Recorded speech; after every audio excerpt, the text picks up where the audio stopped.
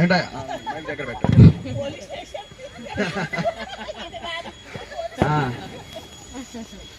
ఏమయ్యా ఎందుకు తీసావు ఆ నగల్ని? ఇంతకి మీ మీ ఊరేంటి? కైలాసం. మీ తల్లిదండ్రుల పేర్లు ఏంటి? పార్వతీ పరమేశ్వరులు. ఎందుకు ఆ నగల్ని తీసావు? పార్వతీ పరమేశ్వరుని పూజించడానికి దొంగలించాం. ఇంతకి ఏమేమి తీసుకున్నావు? స్వామివారి అభయముద్ర నామం. స్వామివారికి సమర్పణ చేసాయి ఇక మరి అది